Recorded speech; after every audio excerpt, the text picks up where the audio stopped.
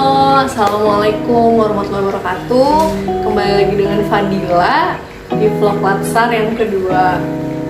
Di episode kali ini saya pengen ngajak kalian buat membahas tentang beberapa isu yang terjadi di tempat kerja saya. Jadi nanti kita pertama akan identifikasi isunya dulu, lalu nanti setelah isunya diidentifikasi kita analisis, kita cari problemnya apa, dampaknya apa, dan siapa yang terdampak. Lalu setelah dianalisis nanti kita akan lakukan penapisan untuk mencari kira-kira isu yang mana nih yang bisa ditangani lebih dulu, yang perlu ditangani lebih dulu, dan isu mana yang masih boleh nanti-nanti. Nah, terus setelah kita cari prioritas isunya, lalu kita akan membahas beberapa gagasan pemecahan isu yang bisa dilakukan untuk isu tersebut. Jadi dari hasil lokakarya mini yang terakhir ada paling nggak 5 isu yang bisa kita angkat, yang masih menjadi masalah di Puskesmas Melintang. Nah, isu yang pertama ini ada tentang rendahnya cakupan balita yang ditimbang BB-nya.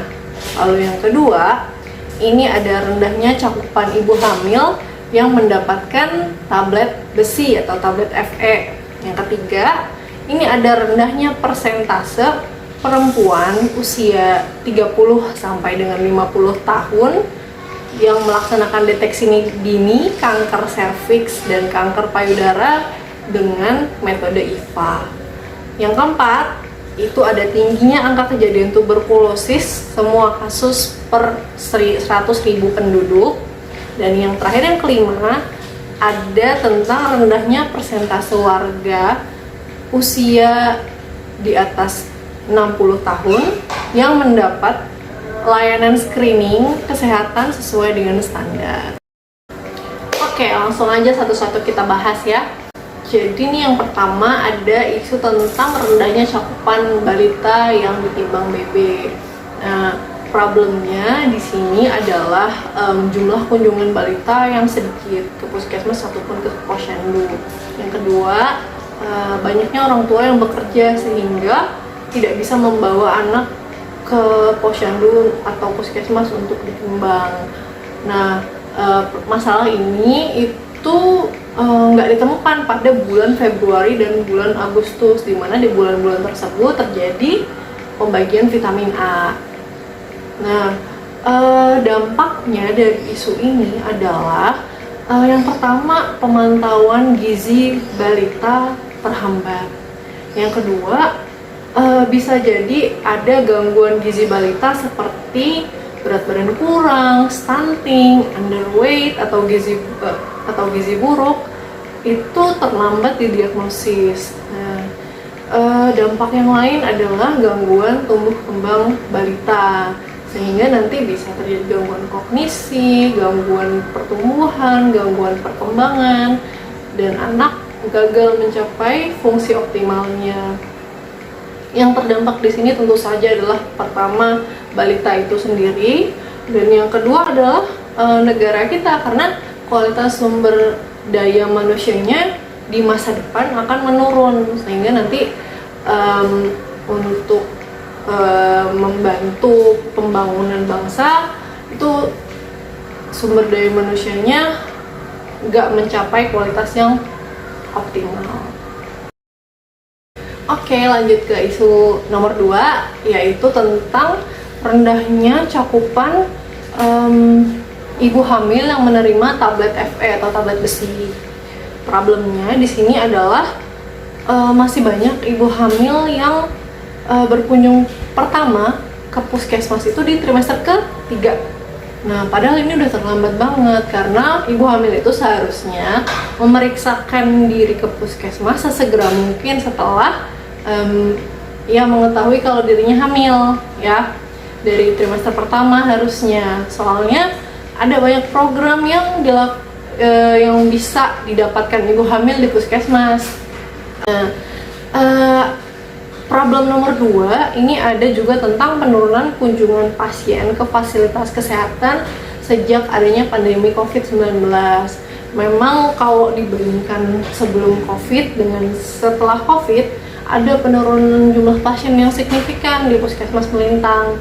Nah, angka kunjungan ini memang pelan-pelan naik, tapi masih belum sebanyak yang sebelum pandemi kemarin, karena memang pas pandemi kan sebagian besar orang takut ke fasilitas kesehatan karena memang itu hotspotnya di sana, hotspot COVID-nya. Tapi ini sudah pelan-pelan naik lagi jumlah kunjungannya. Nah, dampak dari isu ini adalah bisa terjadi keterlambatan diagnosis dan penanganan anemia pada ibu hamil. Terus kenapa kalau terlambat? Nah, kalau misalnya terlambat ketahuan anemia dan ibu hamil ini mengalami anemia yang tidak diketahui gitu ya, karena nggak pernah dicek. Nah, ada peningkatan risiko kesakitan dan kematian pada bayi. Ada juga peningkatan risiko depresi postpartum pada ibu hamil setelah melahirkan nanti. Yang terdampak dari ini tentu saja ibu hamil dan bayinya. Isu nomor 3, ini ada rendahnya persentase perempuan usia 30-50 tahun yang melakukan deteksi dini kanker serviks dan kanker payudara dengan metode IVA. Problemnya di sini ada 3, yaitu kurangnya pengetahuan masyarakat tentang pertama kesehatan reproduksi, lalu juga tentang pentingnya deteksi dini kanker, dan yang terakhir ada memang prosedur pemeriksaan IVA ini kurang nyaman gitu. Nah, dampak dari isu ini adalah bisa terjadi keterlambatan diagnosis kanker serviks dan kanker payudara, sehingga menurunkan peluang survival dari pasien-pasien kanker ini dalam 5 tahun setelah didiagnosis. Juga dampaknya adalah pembengkakan biaya pengobatan kanker serviks dan kanker payudara karena dideteksinya sudah stadium yang lanjut gitu. Yang terdampak dari sini adalah perempuan usia 30-50 tahun, dan tentu saja BPJS dan Kemenkes sebagai penyedia. Isu nomor 4 adalah tingginya angka kejadian tuberkulosis semua kasus per 100.000 penduduk. Nah, problemnya di sini adalah kurangnya pengetahuan masyarakat tentang penyakit tuberkulosis. Yang kedua, kurangnya kesadaran masyarakat mengenai etika batuk yang benar, dan juga cara membuang dahak yang benar agar tidak menularkan sakit infeksi ke orang lain gitu. Nah, dampak dari isu ini adalah bisa terjadi turunnya produktivitas dari penderita TB, karena saat sakit itu bisa jadi nanti kemampuan kerjanya menurun. Dan pasien-pasien TB ini juga harus minum obat selama 6 bulan. Jadi kadang ada timbul reaksi obat yang tidak diinginkan, dan itu juga bisa menimbulkan kesakitan pada pasien TB. Lalu bisa menimbulkan bekas permanen di paru. Nah, kadang karena bekas permanen ini saat dibaca di ronsen terlihat seperti kasus TB aktif. Nah, terkadang hal-hal seperti ini menghambat penderita atau mantan penderita TB untuk ke luar negeri, karena ada beberapa negara yang melarang orang dengan infeksi tuberkulosis aktif untuk datang ke negaranya. Nah, ini tentu saja bisa menghambat, misalnya nanti ada program beasiswa ke negara tertentu dan terhambat hanya karena dulu pernah TB dan bekasnya sampai sekarang masih ada gitu. Nah, yang terdampak di sini yang masyarakat pada umumnya, karena ini memang penyakit komunitas. Isu nomor 5 adalah rendahnya persentase warga negara usia 60 tahun yang melakukan atau mendapatkan layanan screening kesehatan sesuai standar. Problemnya di sini adalah yang pertama, kurangnya pengetahuan masyarakat akan keberadaan program screening pada lansia. Yang kedua, beberapa lansia mengalami kesulitan untuk bepergian, entah karena tidak ada yang antar atau karena jatuh dan susah bergerak, atau karena sudah pernah sakit stroke sehingga lumpuh satu sisi badannya. Memang masalah-masalah mobilisasi ini menjadi masalah yang sering terjadi pada lansia, sehingga nanti mereka akan susah untuk bepergian. Nah, dampaknya di sini adalah peningkatan angka kesakitan pada lansia. Dan yang kedua adalah meningkatnya pembiayaan akibat penyakit-penyakit katastrofik atau penyakit-penyakit berbiaya besar seperti penyakit jantung, penyakit kanker, stroke. Nah, penyakit-penyakit yang sebenarnya bisa dicegah dengan screening rutin. Yang terdampak tentu saja ada lansia, dan yang nomor 2 adalah BPJS dan Kemenkes sebagai penyedia layanan kesehatan.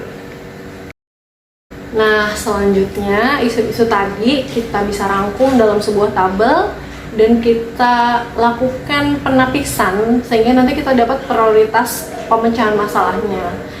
Nah, metode yang saya pakai di sini adalah metode USG atau Urgency, Seriousness, dan Growth. Jadi skalanya nanti bisa pakai 1 sampai 5 atau 1 sampai 10. Cuman di sini saya pakai skala 1 sampai 5 untuk menilai masing-masing komponen tadi ya. Nah, urgency di sini maksudnya adalah seberapa besar, seberapa mendesak masalah ini harus diselesaikan, dan seberapa besar tekanan waktu yang ada untuk pemecahan masalah ini. Nah, untuk poin kedua yaitu yang seriousness, seberapa serius masalah ini, dan kalau misalnya pemecahan masalah ini tertunda, apakah ada masalah-masalah lain yang bisa timbul kalau misalnya isunya tidak segera dipecahkan. Nah, ini untuk poin seriousness.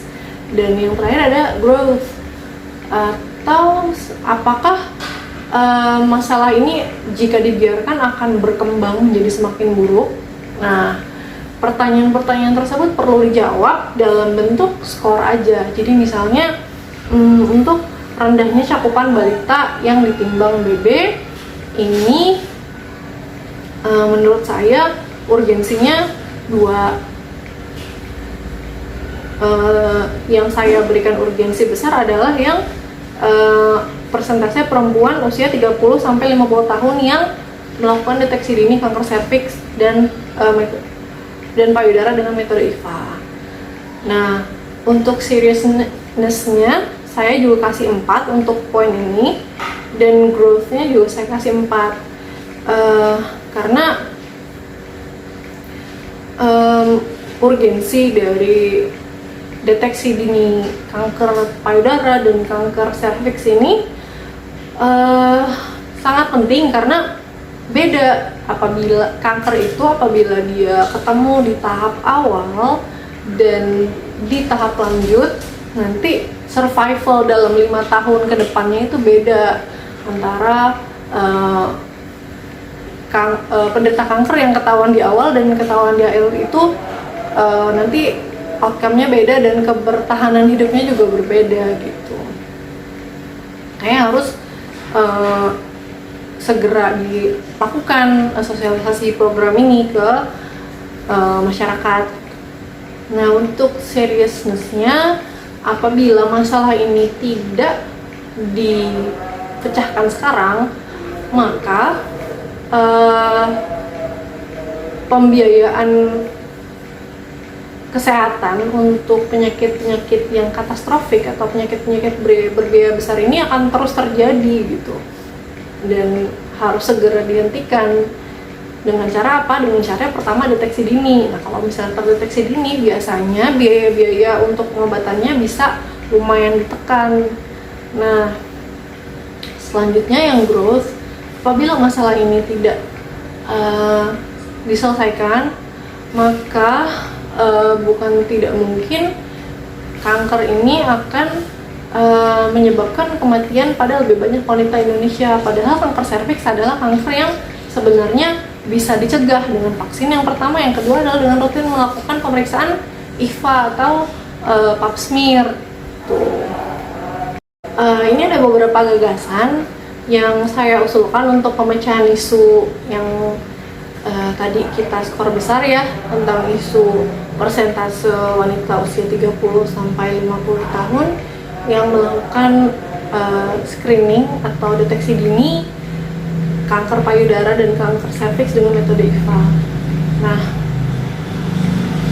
gagasan yang pertama ini bisa dengan menggalakkan sosialisasi tentang kesehatan reproduksi. Jadi memang masyarakat harus dipahamkan lagi tentang apa sih kesehatan reproduksi itu, kenapa itu penting, dan kenapa penting untuk mencegah sakit kanker daripada mengobati gitu. Lalu rutin untuk menggerakkan kampanye sadari untuk deteksi dini kanker payudara, bekerja sama tentunya dengan berbagai instansi, organisasi sistem masyarakat dan juga LSM. Lalu melakukan kerjasama lintas sektoral agar tercipta kebijakan-kebijakan yang dapat membantu pencapaian target. Lalu yang terakhir ada memanfaatkan media sosial puskesmas untuk kampanye vaksin HPV dan IVA tes untuk pencegahan dan deteksi dini dari kanker serviks. Kira-kira itu dulu dari saya di vlog kali ini. Sampai ketemu di episode selanjutnya. Assalamualaikum.